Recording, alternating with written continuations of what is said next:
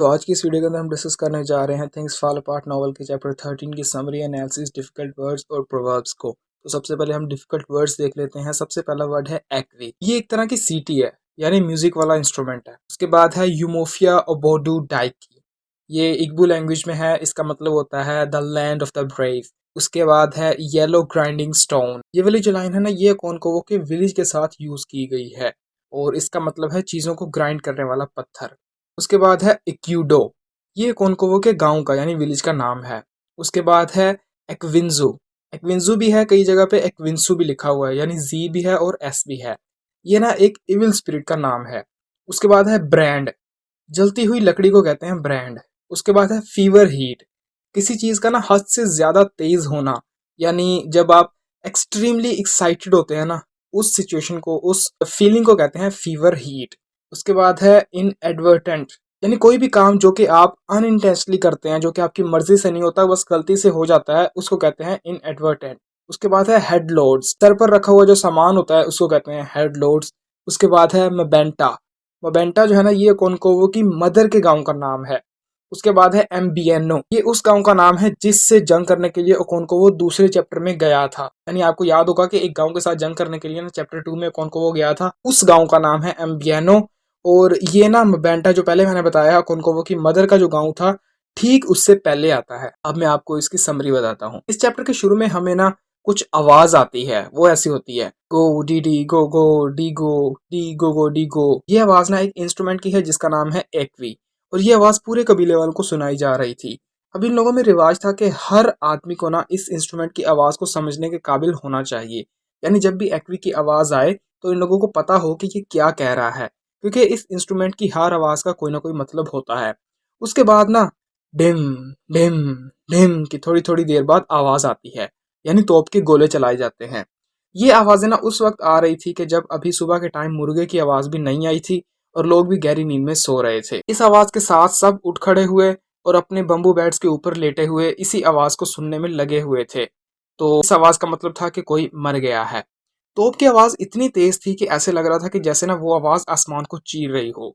इतने में ना औरतों के रोने की आवाज भी आती है। जब भी कोई आदमी उस घर में जाता था ना जहां पर वो आदमी मरा था, तो अचानक रोने की आवाज तेज हो जाती थी। वो आदमी एक या दो बार ऊंची आवाज के साथ रोता था और फिर साइड पर दूसरे आदमियों के साथ बैठकर औरतों के रोने की आवाज और एक्वी की आवाज सुनता था। फिर से तोप के चलने की आवाज आती है। औरतों के रोने की आवाज गांव के बाहर नहीं जा रही थी, लेकिन एक्वी यानी इस इंस्ट्रूमेंट ने ना 9 गांव में और उससे आगे भी इस खबर को फैला दिया था। और एक्वी ना ये वाला काम कबीले का नाम लेकर कर रहा था, यानी जैसे कि यूमुफिया ओबोडो डाइकी, जिसका मतलब है कि बहादुर लोगों की जमीन, यानी यूमुफिया ओबोडो डाइकी, यूमुफिया ओबोडो डाइकी।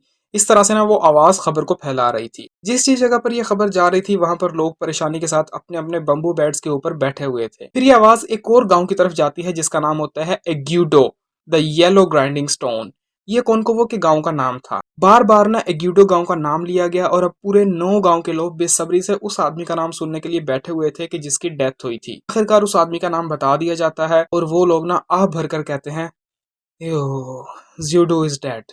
ये नाम सुनने के बाद ओकोनकोवो पूरी तरह से कांप जाता है, क्योंकि उसे याद आ जाता है कि आखिरी बार जूडे ने उसे क्या कहा था। यानी उसने ना ओकोनकोवो से कहा था कि ओकोनकोवो, तुम ना इकिफुना की मौत में शामिल ना हो, क्योंकि ये लड़का तुम्हें अपना बाप समझता है। जूडो एक भला आदमी था और इसके फ्यूनरल पूरा गांव आया था। अब वो पुराने ड्रम्स जिनको डेथ का सिंबल माना जाता था उनको बजाया जाता है, बंदूक से गोलियां और तोप से गोले फायर किए जाते हैं और सब आदमी ना तेजी से इधर उधर भाग रहे थे। और उन्हें जो भी दरख्त रास्ते में नजर आ रहा था ना, वो उसे काट रहे थे और हर जानवर जो कि उन्हें दीवारों के ऊपर नाचता हुआ नजर आ रहा था वो उसे भी मार रहे थे। ये एक वॉरियर यानी बहादुर सिपाही का फ्यूनरल था, इसलिए ना सुबह से लेकर शाम तक जूडो की एज के काफी वॉरियर्स उसके पास आते हैं। उन्होंने ना रफिया ट्री के पत्तों की स्कर्ट्स पहनी हुई थी और अपने बॉडी के ऊपर सफेद चाक और चारकोल यानी लकड़ी के कोयले से पेंट किया हुआ था। अब फिर से इस मौके पर ना अंडरवर्ल्ड से यानी दोजक से ना उनके एंसेस्टर्स की स्पिरिट्स जो कि एग्वुगु की शक्ल में थी वहां पर आती हैं और वो ना अपनी भयानक आवाजों में बोलती हैं और उन्होंने ना अपना पूरा जिस्म रफिया ट्री के पत्तों से ढांपा हुआ था। उनमें से कुछ एग्वुगु तो काफी गुस्से वाले भी होते हैं और आज सुबह ही ऐसा होता है कि एक ना एग्वुगु लोगों के पीछे भागता है और लोग ना उससे बचने के लिए भागते हैं। और वो तो अच्छा था कि दो आदमियों ने रस्सी की मदद से इस एगवुगु को पकड़ लिया, और कई बार तो एगवुगु गोल घूमकर इन आदमियों को मारने की कोशिश करता था, लेकिन हर बार वो उस रस्सी की वजह से वहीं पर आ जाता था। वो एगवुगु यानी वो आदमी जो कि एगवुगु था और जिसके अंदर स्पिरिट आई हुई थी ना, वो चिल्लाकर कहता है कि एक्विंजू उसकी आंखों में घुस गया है। यहाँ पर एक्विंजू का मतलब वो इविल स्पिरिट है जो कि उसकी बॉडी में घुस गई थी। लेकिन जो सबसे खतरनाक एगवुगु था ना, उसका आना भी बाकी था। वो हमेशा अकेला होता था और हमेशा कॉफिन यानी ताबूत की शक्ल में होता था। वो जहां पर भी जाता था ना, मक्खियां उसके साथ जाती थी और उससे हमेशा एक गंदी बदबू आती थी। वो बदबू इतनी तेज होती थी कि बड़े से बड़े मेडिसिन मैन भी उसके आने पर छुपने की जगह ढूंढते थे। काफी सालों पहले की बात है कि एक और एगवुगु ने ना इस बदबू वाले एगवुगु की जगह लेने की या फिर इसकी जगह पर खड़े होने की कोशिश की। तो इस बदबू वाले एगवुगु ने ना सजा के तौर पर इस एगवुगु को 2 दिन तक ना एक ही जगह पर खड़ा करके रखा। यानी वो बेचारा वहां से हिल भी नहीं सकता था। ये भी शायद जादू की वजह से होगा। इस बदबू वाले एगवुगु का ना एक ही हाथ था और ये ना पानी की भरी हुई एक बाल्टी लेकर आया करता था। उनके अलावा कुछ एगवुगु अच्छे भी होते थे जो कि किसी को नुकसान नहीं पहुंचाते थे। इनमें से एक इतना बूढ़ा था कि वो ना छड़ी की मदद से लंगड़ा कर चलता था। वो डगमगाता हुआ जीडो की लाश के पास आया। उसने लाश को देखा और फिर कुछ देर बाद अंडरवर्ल्ड में चला गया, क्योंकि इन लोगों के एंसेस्टर्स ना इन जिंदा लोगों से ज्यादा दूर नहीं रहते थे और इन रूहों का इन जिंदा इंसानों के पास आना जाना लगा रहता था। और खास तौर पर ऐसे मौके पर, यानी चाहे कोई त्यौहार हो या फिर कोई बूढ़ा आदमी मर जाए, क्योंकि बूढ़ा आदमी उनके आबाओ अजदाद से सबसे ज्यादा नजदीक होता था, इसीलिए वो किसी भी बूढ़े आदमी के मरने पर जरूर आते थे। इन लोगों के मुताबिक ना एक आदमी के पैदा होने से लेकर मरने तक की जो जिंदगी होती है ना, वो सीरीज ऑफ ट्रांजिशन होती है और टाइम के साथ साथ आदमी ना अपने एंसेस्टर्स के और भी ज्यादा करीब होता रहता है। जूडो इस गांव का ना सबसे बूढ़ा आदमी था और इसकी मौत पर पूरे कबीले में सिर्फ 3 बूढ़े आदमी थे और सिर्फ 4 से 5 ऐसे थे जो कि इसकी एज के थे। जब जब इस एगवुगु की तरह के बूढ़े एंसेस्टर्स जिंदा लोगों में आकर ना लोगों के साथ या उनके सामने नाचने की कोशिश करते थे ना, तो जो जवान लोग होते थे ना, वो इनको नाचने के लिए आराम से रास्ता दे देते थे। ये ना जूडो जैसे सिपाही के लिए एक बहुत बड़ा फ्यूनरल था जो कि इसके रैंक के मुताबिक सही था। जैसे जैसे शाम होती है तो ड्रम्स और गन्स की आवाज और भी ज्यादा तेज हो जाती है और आहिस्ता आहिस्ता आग से लाइटें जलाई जाती हैं। जूडो ने अब पूरी लाइफ में 3 टाइटल्स लिए थे जो कि काफी रेयर था, क्योंकि इनके पूरे कबीले में कुल 4 टाइटल्स थे और हर नस्ल में एक या दो ही ऐसे आदमी होते थे कि जिनके पास पूरे 4 टाइटल्स होते थे। और जब ऐसा होता था ना, तो वो आदमी इस जमीन का लॉर्ड बन जाता था। क्योंकि जूडो के पास टाइटल था तो इसलिए ना उसे अंधेरे में सिर्फ जलती हुई लकड़ी की रोशनी में ही दफनाया जाना था। लेकिन ठीक जूडो को दफनाने से पहले वहां पर लोगों का रश बढ़ जाता है और ड्रम्स की बजने की आवाज भी तेज हो जाती है और लोग इधर उधर भागने लग पड़ते हैं। चारों साइड पर गोलियां चलाई जाती हैं और जब बाकी वहां पर आए हुए वॉरियर्स जूडो को सैल्यूट करते हैं ना, तो रोशनी करने के लिए और भी ज्यादा आग जलाई जाती है। अब हवा में ना गन पाउडर की स्मेल आ रही थी।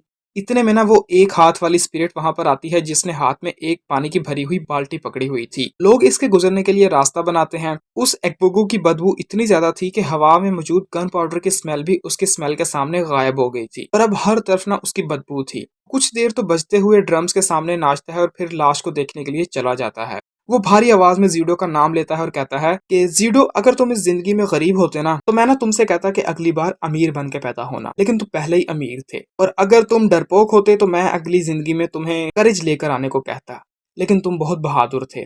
और अगर तुम जवान होकर मरते तो मैं तुम्हें अगली बार ज्यादा लाइफ लेकर आने को कहता, लेकिन तुम तो अपनी पूरी उम्र गुजार कर मरे हो। तो इसलिए मैं तुमसे कहता हूँ कि जब तुम अगली बार पैदा होना ना, तो बिल्कुल इसी तरह से पैदा होना जैसे तुम इस लाइफ में थे। अगर तुम नेचुरली मरे हो तो तुम पीस में रहो, लेकिन अगर किसी आदमी की वजह से मरे हो ना, तो उस आदमी को एक पल का भी सुकून ना हो। फिर वो एगवुगु कुछ देर और नाचता है और वहां से चला जाता है। ड्रम्स की आवाज और लोगों का नाचना गाना बहुत ही ज्यादा तेज हो जाता है और तकरीबन ना अंधेरा हो गया था और जूडो को दफनाने का जो वक्त था ना, वो भी करीब आ गया था। अब आखिरी बार गन्स और कैनन से ना फायर किया जाता है और लोगों के झुरमुट में से ना एक जोरदार चिल्लाने की आवाज आती है और लोगों के चिल्लाने की आवाजें भी आती हैं। ऐसा लग रहा था कि जैसे किसी ने ना कोई मंत्र पढ़कर जादू कर दिया हो।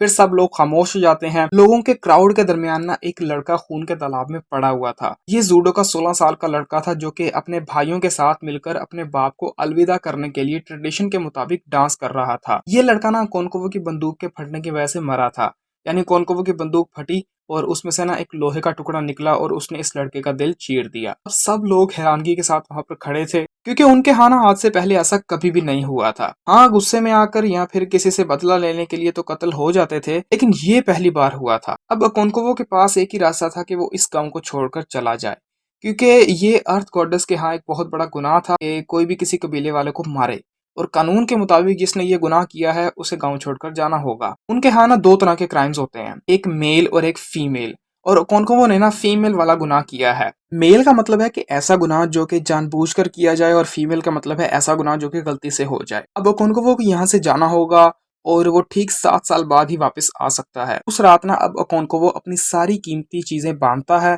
और उसकी बीवियां रो रही थी और उनको देखकर उसके बच्चे भी रो रहे थे। बिरिका और इसके साथ ना कोनकोवो के कुछ और दोस्त ना कोनकोवो को हौसला देने के लिए आए थे। उनमें से हर एक कोनकोवो की यैम्स को ना बिरिका के घर के गोदाम में रखने के लिए 9 से 10 चक्कर लगाता है, और सुबह को ना मुर्गे के बोलने से पहले कोनकोवो और इसकी फैमिली को वहां से अपने मदरलैंड जाना था। कोनकोवो की माँ के गांव का नाम ना मुबेंटा था, जो कि एक दूसरे गांव एम्बियानो के बॉर्डर के बाद ही आता था। जैसे ही अगला दिन निकलता है ना, तो कुछ लोगों का क्राउड जो कि जूडो के घर से आए थे वो कोनकोवो के घर आते हैं, और वो लोग ना कोनकोवो के घर को आग लगा देते हैं, उसकी लाल दीवारों को खराब कर देते हैं, उसके जानवरों को मार देते हैं और उसके गोदाम को भी तबाह कर देते हैं। ये सब कुछ वो लोग ना अर्थ गॉडेस यानी जमीन की देवी के कहने पर कर रहे थे, क्योंकि वो तो सिर्फ उसके मैसेंजर्स थे, और उन लोगों के दिल में कोनकोवो के लिए कोई भी नफरत नहीं थी। कोनकोवो का सबसे अच्छा दोस्त उबिरिका भी इन लोगों में शामिल था। वो लोग तो बस ना कोनकोवो के इस गुनाह के बाद जमीन को साफ कर रहे थे, यानी पाक कर रहे थे। उबिरिका वो आदमी था जो कि चीजों के बारे में सोचता था। तो जब वो जमीन की देवी का किया गया काम पूरा कर लेते हैं ना, तो उबिरिका अपनी झोपड़ी में बैठकर अपने दोस्त की इस हालत का अफसोस करता है। वो सोचता है कि एक आदमी जिसने एक गुनाह गलती से किया है, उसे इतना ज्यादा दुख क्यों बर्दाश्त करना पड़ रहा है। वो काफी देर इस बारे में सोचता है, लेकिन उसे कोई जवाब ना मिला, और वो इसके बारे में जितना भी सोचता था ना, उतना ही ज्यादा वो चीजों में उलझ रहा था। वो ना अपनी बीवी के उन 2 जुड़वा बच्चों को याद करता है जिनको ना बीरिका को इसी तरह के कानून के चलते हुए फेंकना पड़ा था। वो सोचता है कि उन बेचारे बच्चों ने कौन सा गुनाह किया था कि जमीन की देवी ने ये हुक्म दिया कि उन्हें मार दिया जाए, और अगर कबीले वाले जमीन की देवी के खिलाफ किए जाने वाले गुनाह के लिए उस आदमी को सजा नहीं देते थे ना, तो जमीन की देवी का जो कहर होता था ना, वो पूरे कबीले वालों पर बरसता था। क्योंकि इनके बड़े बूढ़े कहते थे कि अगर किसी उंगली को ऑयल लगता है ना, तो वो आहिस्ता आहिस्ता सारी उंगलियों को लग जाता है। ये एक प्रोवर्ब है, और अब मैं आपको इसी प्रोवर्ब का मतलब बताता हूँ। तो प्रोवर्ब है कि if one finger brought oil it soiled the others. ये कोई इतनी मुश्किल नहीं है, इसका मतलब तो आपको वैसे समझ आ रहा होगा कि यानी अगर एक उंगली के ऊपर ऑयल लग जाता है, तो वो आहिस्ता आहिस्ता बाकी उंगलियों के ऊपर भी लग जाता है। यानी इसका मतलब ये है कि अगर एक आदमी जो है वो गलती करता है और उसको सजा नहीं दी जाती, तो उसका जो अंजाम है ना, वो सारे गांव वालों को भुगतना पड़ेगा। यानी एक की वजह से सबको सजा होती है, ये इसका मतलब है। उसके बाद हम ना इसका क्रिटिकल एनालिसिस देखते हैं। इस चैप्टर में ना हमें डेथ का सीन दिखाया जाता है, कि जिससे हमें पता चलता है कि ये लोग किसी वॉरियर को किस तरह से दफनाते हैं। आखिरी बार ना हमने एग्बुगो को गांव के लोगों में फैसला करवाते देखा था, और इस चैप्टर में हम ना उनको जूडो की डेथ पर आते हुए देखते हैं। उसके बाद हमें पता चलता है कि कौन सा एग्बुगो सबसे खतरनाक है और किस में सबसे ज्यादा बदबू आती है। उन सबको ना अलग अलग नाम नहीं दिए गए, बस उनको एग्बुगो के नाम से ही पुकारा गया है। एक तरह से ना ये नॉवल ट्रेजेडी है, और एक ट्रेजिक हीरो की तरह ना कोनकोवो की जो ट्रेजेडी है ना, वो इसी चैप्टर से स्टार्ट होती है। और चैनुआ कैबे ने ना कोनकोवो के इस काम को, जिसकी वजह से कोनकोवो का डाउनफॉल शुरू हुआ है ना, इस काम को उसने चैप्टर के शुरू में ही जूडो की इसके लिए कही गई बात बताकर वेरीफाई किया है, यानी फोर शैडो किया है। जहां पर जूडो उससे कहता है कि कोनकोवो इकमिफुना की मौत में हिस्सा ना लेना। यानी जूडो ने उसको कहा भी था कि इकमिफुना की मौत में हिस्सा ना लेना, लेकिन कोनकोवो नहीं माना, तो अब कोनकोवो के साथ ट्रेजेडी हो गई। उसके अलावा ना हम ओबिरिका की स्केप्टिकल नेचर को भी देख पाते हैं, जो कि कबीले के कानूनों को काबिल कबूल नहीं समझता। और हाँ, यहाँ तक ना नॉवल का पार्ट 1 था, और चैप्टर 14 से ना पार्ट 2 नॉवल का जो है वो स्टार्ट हो जाएगा।